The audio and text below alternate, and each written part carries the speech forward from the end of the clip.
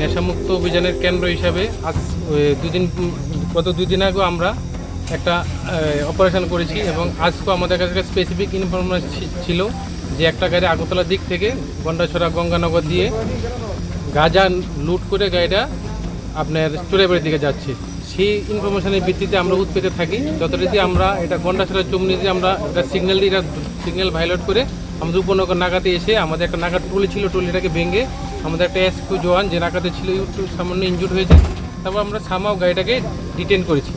এই গাড়িটা হলো TR01AW0514 এবং এই গাড়িতে 2 জন ছিল, একজন ড্রাইভার একজন কো ড্রাইভার, যারা এই গাড়িটাকে চালিয়ে যাচ্ছিল এবং অ্যাসিস্ট করছিল।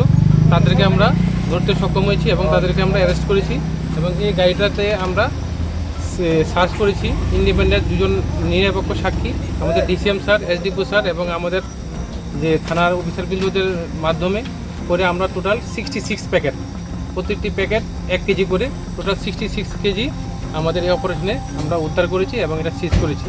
এখন তাদের বিরুদ্ধে আমাদের থানাতে একটা NDPS অ্যাক্টে মামলা হবে। বাজার মূল্য কত আর গাড়ির নাম্বারটা কত স্যার? অ্যাকচুয়ালি এগুলো তো ওপেন বাজারে বিক্রি হয় না, কালো বাজারে বিক্রি হয়। কালো বাজারে ধরুন এটা 6.5 লাখ থেকে 7 লাখ টাকা দাম হবে।